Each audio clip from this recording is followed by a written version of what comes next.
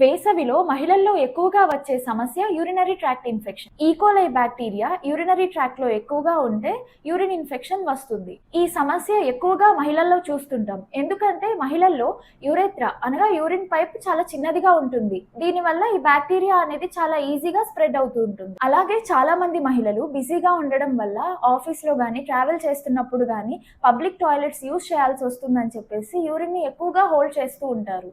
కానీ అలా చేయడం వల్ల బ్యాక్టీరియా త్వరగా పెరిగి ఎక్కువగా ఇన్ఫెక్షన్ వచ్చే అవకాశం పెరుగుతుంది.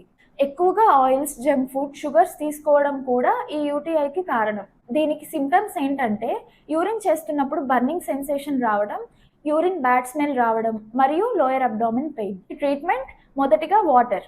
కనీసం రోజుకి 2.5 నుంచి 3 లీటర్ల వరకు వాటర్ తీసుకోవాలి. ఇది బ్యాక్టీరియాని సహజంగా బయటికి పంపిస్తుంది. Coconut water, butter milk, sugar cane juice. ఇది బాడీని కూల్ చేస్తుంది. ఇన్ఫెక్షన్ తక్కువగా ఉన్నప్పుడు రిలీఫ్ ఇస్తుంది. మూడవది క్రాన్బెర్రీస్. ఇది బ్యాక్టీరియా బ్లాడర్ వాల్స్ కి అంటుకోకుండా సహాయపడుతుంది. ఇది వచ్చిన తర్వాత క్యూర్ చేసుకోవడం కంటే రాకముందే ప్రివెంట్ చేసుకోవడం మంచిది. ఇది ఎలా ప్రివెంట్ చేసుకోవాలంటే యూరిన్ ని ఎక్కువగా హోల్డ్ చేసుకోకూడదు, తగినంత వాటర్ తీసుకోవాలి, హైడ్రేటెడ్ గా ఉండాలి. యూటీఐ చిన్న సమస్య కాదు, కానీ ఎర్లీగా కేర్ తీసుకుంటే ఇది మేనేజబుల్. ఇది ఎప్పుడూ హెల్త్ ని ఇగ్నోర్ చేసే వాళ్ళకి షేర్ చేయండి. ధన్యవాదములు.